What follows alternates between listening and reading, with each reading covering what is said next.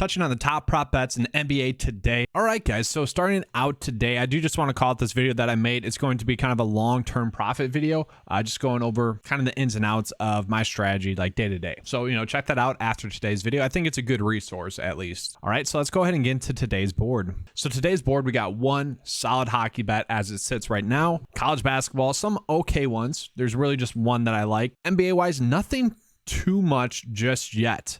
We have seen that there has been an edge by betting the over fantasy points the last 2 days. And so I'm hoping that's going to be the case again today.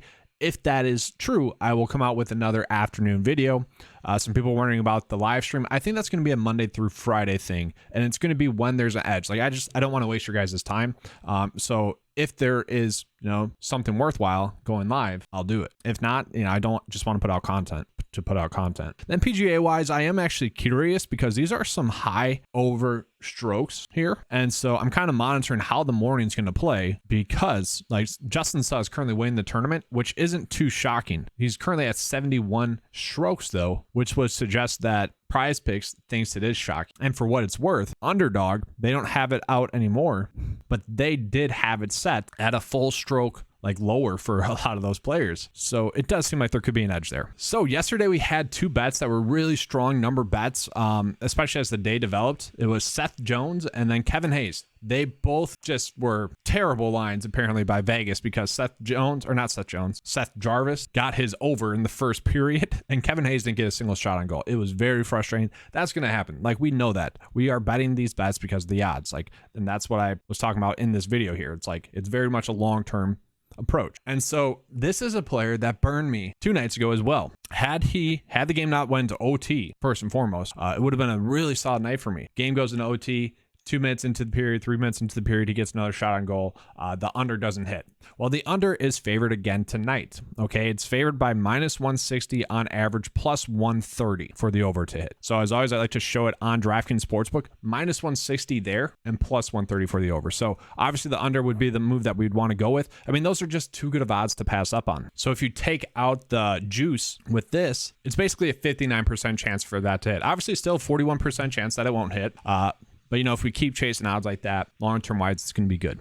And so the two college basketball bets that we have that are okay is Andre Jackson over 6.5 points. This is set at -145 on DK Sportsbook. It's an okay line. And really on the day, this was the best line that I could find to then pair with the NHL bet. Now, I don't love this one too much. If you guys feel like you're comfortable betting it, let us know in the comment section below why you like it.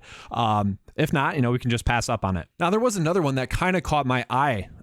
Tyson here, over 11.5 points. This is set at -140 on DK Sportsbook. And I say DK Sportsbook, typically I like to look at all the sportsbooks. They're the ones that typically have the college basketball props out early enough to kind of give you guys this information. So looking at it, and just looking at this one again, Brock here, shots on goal, we can kind of see been over a decent amount recently, but if we go back like long term, it seems like that's fluky. Like he is bound to come back down to his average. But now looking here, we can see that Tyson has been getting more run recently, 36, 36, 33, 37, 36. Prior to that, like at the start of the season, was literally not getting those minutes. Okay, so it does seem like a situation in which we're getting this prop line because of the increase in minutes. Okay, he does only average 11.1 points per game this season, but we can see early on in the season was not getting those minutes that he is recently. And so I think that's why recently 18, 27, 5, only 23 minutes in that game. Don't really know why. Probably foul trouble, right? That's what I'm assuming. 11, saw 33 minutes. That's fine.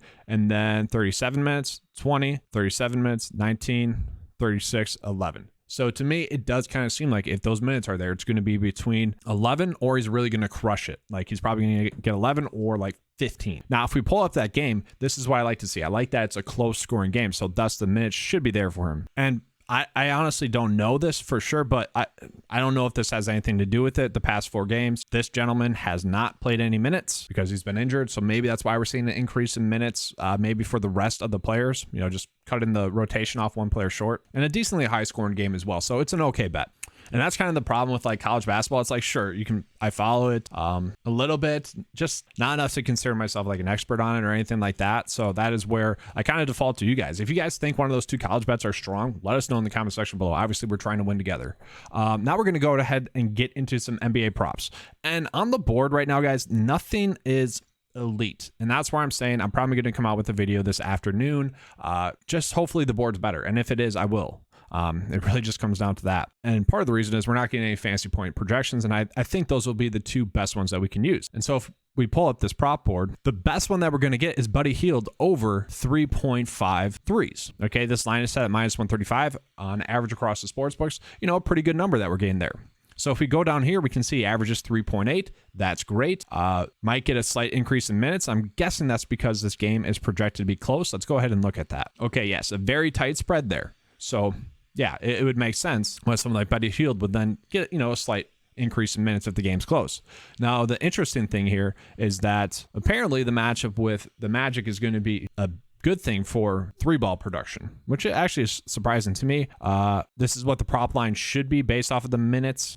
Nothing huge there. And then we can see just on paper, just all the ones are looking like they're going to be favoring the over. And if we look at it, guys, we can see he is someone that's been chucking, especially recently, right? 12, 11, 10, 11, 10, 10. So, you know, if he doesn't get there, it's probably going to be because he just didn't shoot that many three ball attempts. So, you know, if we're making this bet, we're really just hoping that those three ball attempts continue to be there, which you would assume that they're going to be, right? It just doesn't feel like a guarantee, I guess I would say. Need a good night shooting. And then from there, like KCP is also kind of one that's standing out tonight a little bit.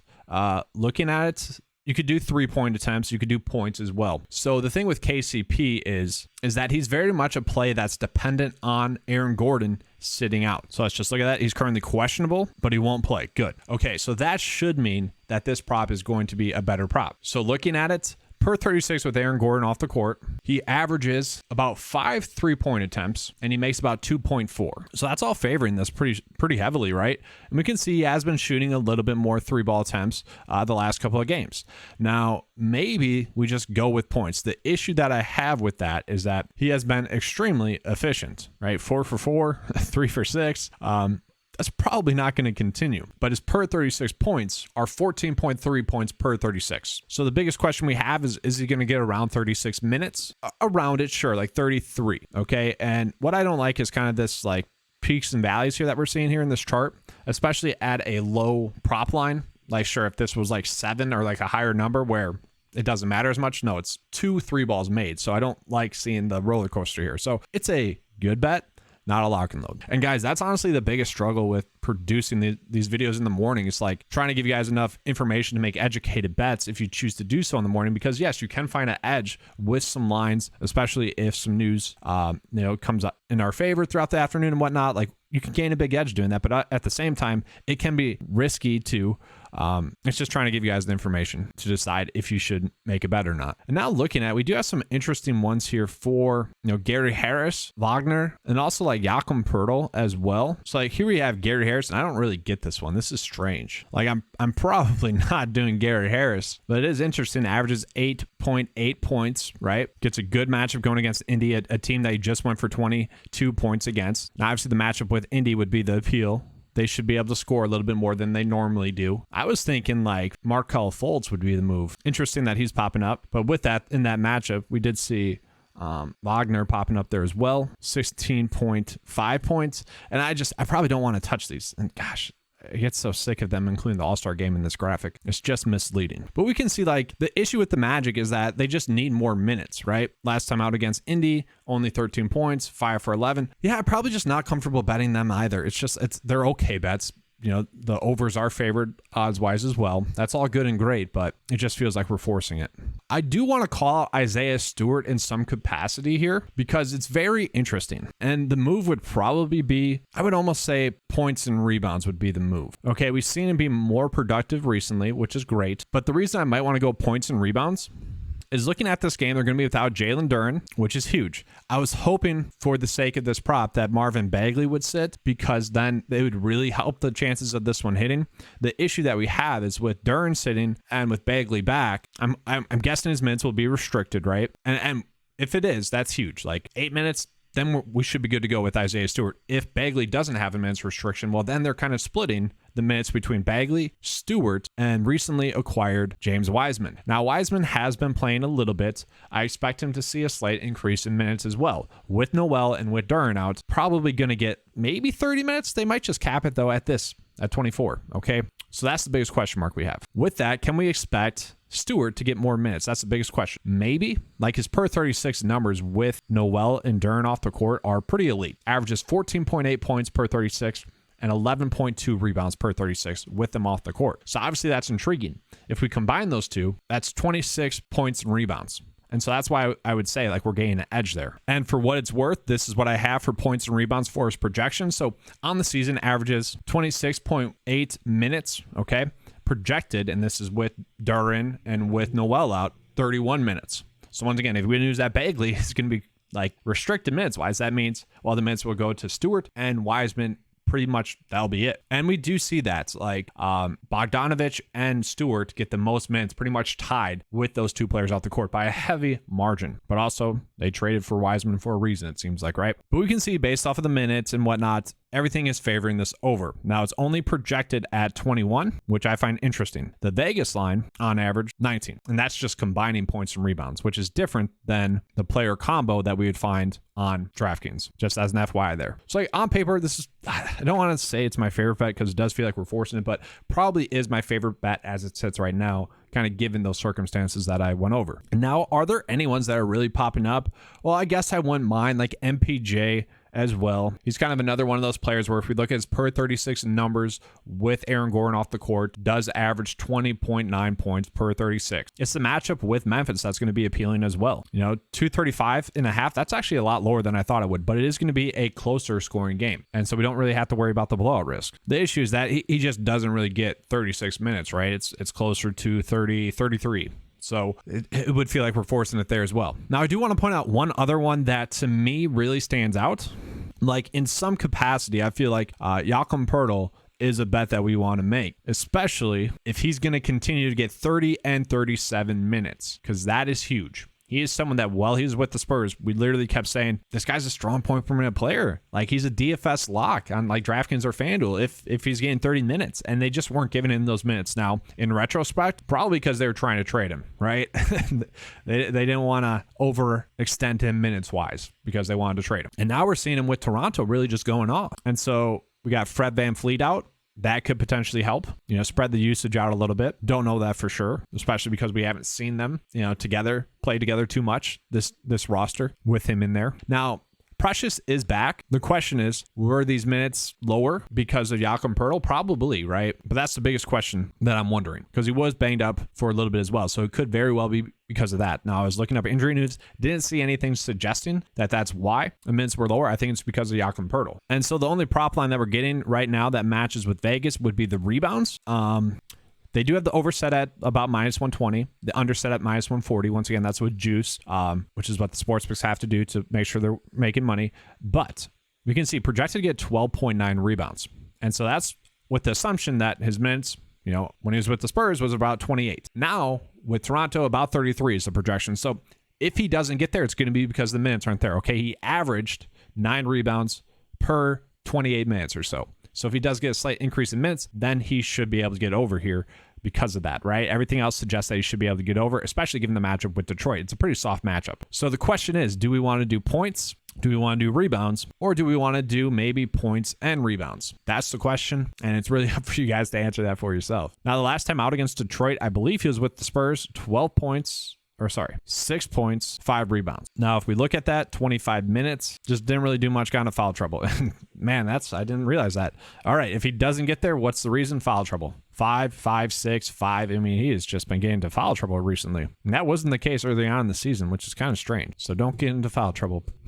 And I don't know, this could also be one of my favorites on the day. Like if the minutes are there, he should be productive. Let's just pull up that game real quick. Yeah, potential blowout risk. Interesting. First half, maybe? I mean, this isn't bad. This is not bad. Then we don't have to worry about, well, I guess we could worry about foul trouble still. You know, it just doesn't get the minutes. Then if he gets into foul trouble in the first half, I would probably say I like this one the most. It's tight though. Could do points, rebounds, and assists as well.